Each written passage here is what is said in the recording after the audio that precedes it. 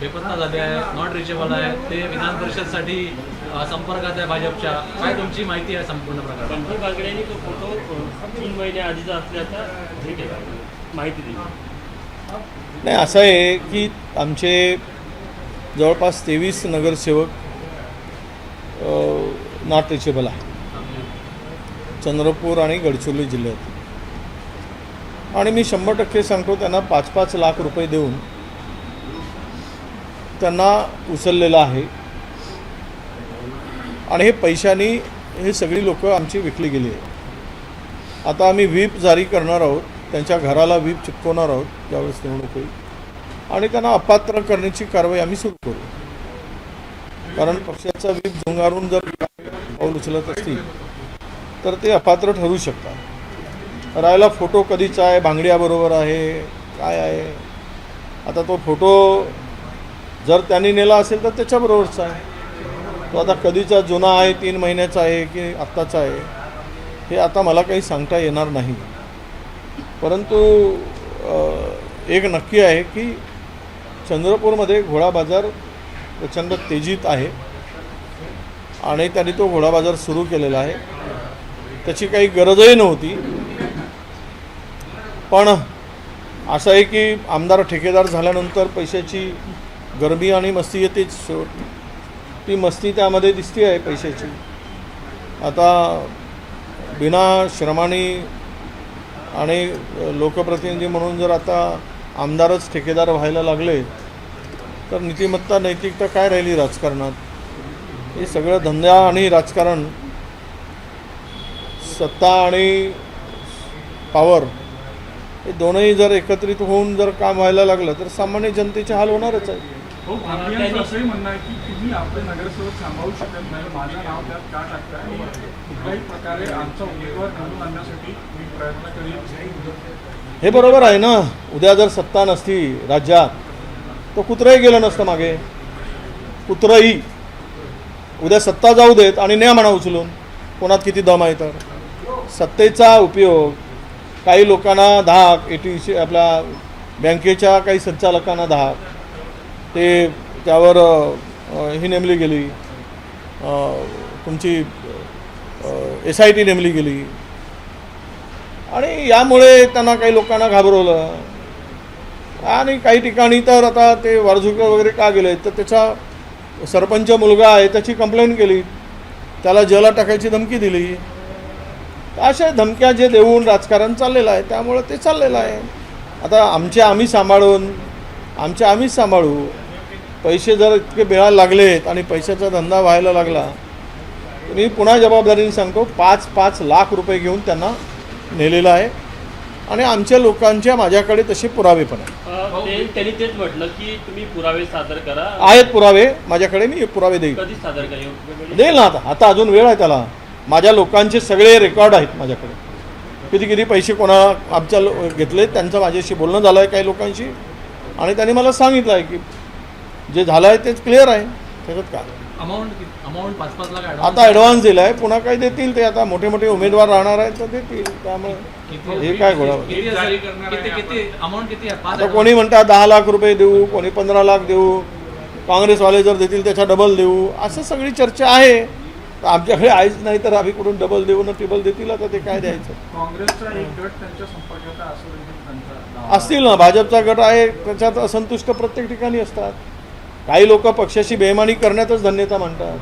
मागच्या वेळेस विधान परिषदेच्या वेळेसही काही लोकांनी बेईमानी केलीच, पुन्हा ते पक्षात इमानदार ठरतात. त्यामुळे असतातच. आम्ही नाही म्हणून मी कुठे नाकारतो आहे, पण तिथे काही संतुष्ट आहेत असं नाही ना. तिथे असंतुष्ट आहेतच ना. त्या असंतुष्टांना तुम्ही घेणार आहात का? कारण ही निवडणूक तुमच्यासाठी देखील नाही. आता असं आहे की उमेदवार बघा, माझ्याकडे तर प्रॉब्लेम आला आहे. उमेदवार कोण ठरतं पक्षाचा, आणि उमेदवार ठरला की आम्ही जिद्दीनं उतरू. निवडणूक ही जिंकण्यासाठीच लढली जाते. आम्ही त्याच जिद्दीनं उतरू. मला माहिती आहे निवडणूक कशी लढायची. शिवानीसाठी तुम्ही आग्रही आहात का? कालच्या बैठकीत तुम्ही शिवानीचं नाव मांडताय का? नाही. कालच्या बैठकीत नाव मांडलेलं नाही. आणि 3 जिल्ह्यातला विषय येतो, वर्धा, चंद्रपूर, गडचिरोली. 3 जिल्ह्यातील बैठकमध्ये काही नावं पुढे आलेले आहेत. त्यातून अंतिम सिलेक्शन होईल. पाहू आता. नक्की कोण उमेदवार होईल आज नाही सांगता येणार, पण 1-2 दिवसामध्ये उद्यापर्यंत चित्र स्पष्ट होईल. कारण दिवस 1 तारखेला शेवटची तारीख आहे. पत्रकारांनी फार काही एवढी घाई करायची गरज नाही, आपल्याला लवकरच कळेल ते नाव. पण शिवानी वयाच्या क्रायटेरियात बसत नाही, 30 वर्षाचं वय नाही अशी देखील चर्चा आहे. काय नेमकं आहे तो प्रॉब्लेम आहे, म्हणूनच आपण थांबलो आहे.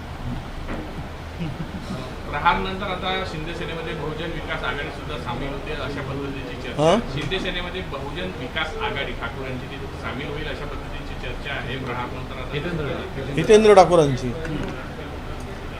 बघा, राजकारणात कोण कोणाबरोबर जाईल, कोण कुठे राहील, कारण 14 पासून राजकारणाची दिशाच बदलली आहे.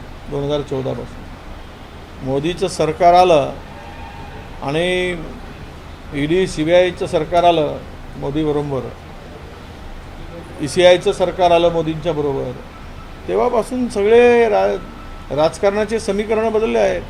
कोणी स्वतःच्या आयडिओलॉजीवर काम करून विश्वास ठेवण्यासारखी परिस्थिती आता राहिलीच नाही. अशा प्रकारची स्थिती निर्माण झाली आहे. एक तर खरं आहे की भारतीय जनता पक्षाला त्यांच्या विकासाच्या अजेंड्यापेक्षा धर्माचा अजेंडा यशस्वी झाला आहे. त्यामुळं त्या अजेंड्यामध्ये सगळ्यांना ते गोवून घेऊन जातील. हो, महायुतीच्या जागा वाटपाचा तिढा सुटत नाही आहे. एकनाथ शिंदेंनी अमित शहांची जाऊन भेट घेऊन आलेली आहे. आज रात्री फॉर्म्युला ठरेल अशी शक्यता देखील. तर त्यांचा प्रश्न आहे, तो प्रश्न मला विचारून उपयोग नाही. असा आहे की दुसऱ्याच्या घरात काय चाललं आहे यावर मी काही भाष्य करणं योग्य होणार नाही. प्रकरणाला 2 महिने उठूनही भोंदू खरात त्याची बदली करताना का इतकं शोध लागेल ना, त्याला आपण कशाचं असं आहे, यांना शोध कुणाचा घ्यावा आणि कुणाचा नाही घ्यावा हे सरकारला चांगलं ठाऊक आहे. त्यामुळं त्यांना आवश्यकता असेल त्या माणसाचा शोध 24 तासात घेतात आणि त्यांच्या सोयीचं नसेल तर त्याचा शोध घ्यायला 24 महिने लागतील. आणि एवढं मोठं प्रकरण झालं आहे खरातांचं आहे, इतक्या महाराष्ट्राची मान शर्मेनं खाली जाईल अशा प्रकारचं इतकं केळसवाना प्रकरण झाल्यानंतर यावर अधिकारी चांगलं काम करत आहेत. ती सातपुते मॅडम नावाची बाई आहे, ती चांगलं आहे, ती प्रामाणिक आहे आणि ती या प्रकरणाच्या तळापर्यंत जाईल. परंतु आरोपी भेटत नाही हे म्हणणं म्हणजे सरकारचं अपयश आहे असं मी मानतो. बहुजन विकास आघाडीला शिवसेनेसोबत घेण्याच्या हालचाली अर्जुन खोतकर यांनी सुनेत्रा पवार यांची भेट घेतलेली आहे अशी माहिती आहे की अर्जुन खोतकर हिंगोलीच्या स्थानिक स्वराज्य संस्थेच्या जागेवर इच्छुक आहे. महायुतीमधून एकामेकांचे उमेदवार पळवापळवी नाही, अर्जुन खोतकर तर आता आमदार आहेत विधानसभेचे. कोण म्हणे आमदार? आता आमदार आहेत अर्जुन खोतकर, माझे मित्र आहेत ते चांगले. त्यामुळं ते त्यांच्या मुलीसाठी दर्शना खोतकरसाठी ते इच्छुक. हां, असं होऊ शकतं. आता ते मुलांसाठी इच्छुक असतील तर भेटले असतील. शेवट काही तडजोडी करून काही निवडणुका कराव्या लागतात आणि मुलांसाठी भेटलं असेल तर त्यात काही गैर आहे असं मला वाटत नाही. नागपूरसाठी किशोर कनेर यांचं नाव चर्चेत आहे. तुमची भेट घेतली त्यांनी, काय आता आधी माझी भेट घेतली म्हणजे नागपुरातूनच इच्छुक आहेत अशी परिस्थिती नाही. नागपुरात तर आकडे फार आम्ही कमकुवतच आहोत. म्हणजे ते काय लपून नाही आहे, जे समोर आहे ते आहे समोर. आणि चंद्रपूर वर्धेसाठी सुद्धा आम्ही विचारणा केली नाही आणि त्यांनी आमच्याकडे विचारलेलं नाही सध्या तरी. आता उद्या काय विचारतील तर माहीत नाही, पण आज तरी विचारलेलं नाही.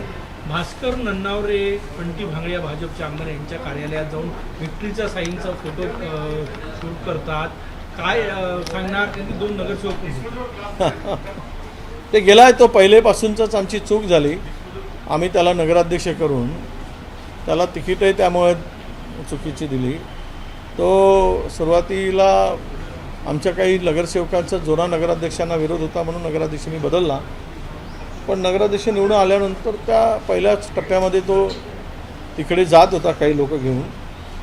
पण मला वाटलं की इकडून तिकडे जाणार नाही, ठीक आहे आता त्याला जायचं आहे तो गेला, त्याला पक्षाशी बेईमानी करून गेला. लोक त्यांना ज्या विचारतील त्याच्या वार्डातील. महाराष्ट्रात कांदा दराचा मुद्दा तापलेला आहे आणि या संदर्भात महाविकास आघाडीचे आंदोलन सुद्धा सुरू आहे. महाविकास आघाडी आता आंदोलन या उन्हात करते आहे शेतकऱ्यांना न्याय देण्यासाठी, शेतकऱ्यांच्या हक्कासाठी. कांदा उत्पादक शेतकरी तर गेलाच आता. काय हाल होतील त्या बिचाऱ्यांचे. मुद्दल काय लावलेला खर्चसुद्धा निघत नाही आहे. कवडीमोल भावाने कांदा विकला जातो आहे. कालचा तर रेट म्हणजे ट्रान्सपोर्टिंग धरल्यानंतर 50 पैसे उरलेत 1 किलोच्या मागे. 50 पैसे म्हणजे सगळा खर्च वजा काढून. यामुळं शेतकऱ्यांचा जीव घेत आहे ते सरकार. महायुतीचं सरकार म्हणजे शेतकऱ्यांना उद्ध्वस्त करणार आणि शेतकऱ्यांचा जीव घेणारे सरकार आहे. हे आता लपून राहिलेलं नाही. येऊ द्या, पुढच्या ज्या काही निवडणुका येतील त्यावेळेस मात्र 100% माझा शेतकरी बळीराजा याचा बदला घेतल्याशिवाय राहणार नाही, हा पूर्ण आम्हाला विश्वास आहे. विधान परिषद निवडणुकीमध्ये नागपूर जिल्ह्यात काँग्रेसचं संख्याबळ कमी आहे, नगरसेवक कमी आहे. अशा परिस्थितीत बिनविरोध निवडणूक करण्याचं आवाहन महसूल मंत्री आणि पालकमंत्री चंद्रशेखर बावनकुळे यांनी केलेलं आहे. काँग्रेसची काय भूमिका आहे? नाही, असं आहे, बिनविरोध करायचं असेल तर महाराष्ट्राची चर्चा व्हायला पाहिजे. म्हणजे करायचंच आहे तर केवळ चंद्रपूर किंवा नागपूरपर्यंत चर्चा कशी होईल. बावनकुळेजींना आमचं म्हणणं आहे की तुम्हाला बिनविरोध करायचं आहे तर चर्चा करा. ह्या उन्हाच्या तडाख्यात आणि पैशाच्या मारामारीमध्ये कशाला भानगडीत पडता. तुमच्याकडे तर भरपूर पैसे आहेत. आम्हाला तर ते काही करताच येणार नाही अशी परिस्थिती आहे. तुम्ही आता जग विकत घेऊ शकता. जगाला विकत घेण्याची ताकद तुमच्यामध्ये आहे. एका मेलोडी चॉकलेटवर इटलीला घेऊ शकता तुम्ही, तर इटलीला घेऊ शकता, तर तुम्ही कोणालाही घेऊ शकता. त्यामुळे चर्चा असेल करायची पॉझिटिव्ह तर आमची तयारी आहे. एक गंभीर प्रश्न, खरीपाचा हंगाम 8-15 दिवसावर आलेला आहे, परंतु कर्जमाफी न झाल्यामुळे शेतकऱ्यांना नवीन कर्ज जे आहे ते मिळताना अडचणी येत आहे. विरोधक म्हणून तुमची काय भूमिका आहे? सरकारला काय मागणी करता? हे बघा, मी यापूर्वीसुद्धा सांगितलं होतं, कर्जाचं पुनर्गठन करायचं असेल तर सरकारने मार्चच्या आतमध्ये करायला पाहिजे. मार्चपर्यंतचं कर्ज थकीत होतं, आता ते कर्जमाफी देत आहेत जूनमध्ये. अजूनही GR निघालेला नाही आणि 2 लाखापर्यंतचं कर्ज माफ होतं आहे म्हणून शेतकऱ्यांनी मार्चच्या आतमध्ये कर्ज फेडलं नाही. कारण कर्ज माफ होत आहे. आता कर्ज माफ होत आहे म्हणून कर्ज फेडलं नाही आणि कर्जही माफ होत नाही, त्यामुळे नवं कर्ज मिळत नाही आणि नवीन कर्ज मिळत नसल्यामुळे शेतकऱ्याला हा हंगाम करणं अत्यंत कठीण जात आहे. म्हणजेच उद्या सरकार महाराष्ट्रातील शेतकऱ्याला सावकारच्या दावणीला बांधून सावकाराच्याकडे पाठवत आहे आणि सावकाराकडून कर्ज घ्या आणि कर्ज फेडले नाही तर आत्महत्या करा किंवा जमीन सावकाराकडे गहाण ठेवा, स्वतः गहाण राहा, अशी प्रकारची परिस्थिती सरकारच्या माध्यमातून निर्माण केली गेलेली आहे. मला वाटतं की थोडीही जरा या सरकारमध्ये नीतिमत्ता नाही असेल तर हे कर्ज जे काही माफ करण्याचा निर्णय होता झालेला मागच्या अधिवेशनामध्ये, त्वरित GR काढला असता. आता 2 लाखापर्यंतचं कर्ज माफ होणार आणि एखाद्या शेतकऱ्याकडे 5 लाख रुपयाचं कर्ज आहे तर त्याला 3 लाख रुपये भरल्याशिवाय तोच 7-12 कोरा होणार नाही आणि तो कर्जातून मुक्त होणार नाही आणि नव्यानं कर्ज त्याला मिळणार नाही. आणि ज्यांना 2 लाखाच्या आत कर्ज आहे त्याची कर्जमाफी झाल्यामुळे त्याला नव्यानं कर्ज मिळणार नाही. अशा परिस्थितीमध्ये महाराष्ट्रातला सर्व शेतकरी, ज्याची ऐपत नाही, ज्यांच्याकडे फार परिस्थिती बिकट आहे, असे सर्व शेतकरी आता संकटात सापडलेले आहेत आणि हे संकट शेतकऱ्याच्या मुळावर येणार आहे. ही परिस्थिती सरकारनं निर्माण केली. मुख्यमंत्री म्हणाले की कांदा प्रश्नावर आम्ही उद्या केंद्रासोबत बोलून कायमचा तोडगा काढू. असं आहे, आता कांदा निघून जवळपास 30-35 दिवस झाले आणि व्यापाऱ्यांनी आपले गोडाऊन भरून टाकले कांद्याच्या शेतकऱ्याची लूट करून. त्यांच्याकडे कोल्ड स्टोरेज आहेत आणि साठवणीसाठी क्षमता आहे. त्या सर्व व्यापाऱ्यांनी कवडीमोल भावाने कांदा विकत घेतला, कवडीमोल. आणि आत्ता जर केंद्राकडे बोलून कांद्याचे भाव वाढवून घेत असतील तर हे सरकार व्यापाऱ्यासाठी हा धंदा करते आहे. हाच त्या मागचा उद्देश स्पष्ट होईल. हो, या आंदोलनावर फडणवीसांनी टीका केलेली आहे की हे आंदोलन राजकीय असल्याचं फडणवीसांनी म्हटलं. असं आहे, कांद्याला भाव मिळत नाही ते राजकीय असतं, डिझेल पेट्रोलला भाव मिळत नाही ते राजकीय असतं, नीट पेपर फुटतो तो राजकीय असतो, इथे महागाई वाढते तेही राजकीय असतं. मग अराजकीय काय आहे हे तरी सांगावं. यापूर्वी कापूस उत्पादकांची दिंडी काढणारे कोण होते तर देवेंद्रजी फडणवीस होते. हे महाराष्ट्रातील जनतेने पाहिलं. शेतकऱ्याला भाव मिळावा म्हणून ते राजकीय नव्हतं का? डिझेल पेट्रोलसाठी सर्व नेते रस्त्यावर बसत होते ते राजकीय नव्हतं का? गॅस सिलेंडरचा महाग झाल्यानंतर गॅस सिलेंडरचा हंडा घेऊन त्या हंड्यावर बसणारे ते राजकीय नव्हतं का? तर याला आपण काय म्हणावं की जनता संकटात सापडल्यानंतर राजकीय पक्षच ही भूमिका मांडत असतात, दुसरे कोण मांडणार? त्यामुळे त्यांचं बोलणं हे राजकीय आहे असं मी मानतो. आजच्या आंदोलनात त्यांनी एक प्रतिपक्ष केला की काँग्रेसच्या काळात 15 रुपये किलो कांदा खरेदी केला जात होता. तेव्हा पण त्यांचं असं म्हणणं होतं की तेव्हा पण अशीच परिस्थिती होती, 15 रुपये तर किलो खरेदी होत नव्हता. नाही, कांदामुळे वांदे झालेत ना त्यावेळेस केंद्र सरकारचे. तर यांचे वांदे होऊ नयेत असं वाटतं का? म्हणजे तुमच्या काळात झाले तर आमचे वांदे व्हावे आणि यांच्या काळात झालं तर हे खुर्चीवर राजे व्हावेत असं त्याचा अर्थ काढायचा का? ही परिस्थिती येते, या परिस्थितीतून मार्ग काढावा लागतो, शेतकऱ्याला दिलासा द्यावा लागतो, त्यांना इन्सेंटिव्ह द्यावं लागतं.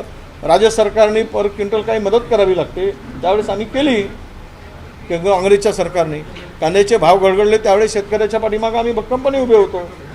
तरी शेतकरी आम्हाला विरोध या लोकांनी शेतकऱ्यांच्या आंदोलनं त्यावेळेस केले. हे लपून राहिलेलं नाही. हो, काल तुमची जी ऑनलाईन बैठक झाली त्यामध्ये काय ठरलेलं आहे? महाविकास आघाडीच्या जागा वाटपाचा फॉर्म्युला ठरलेला आहे का?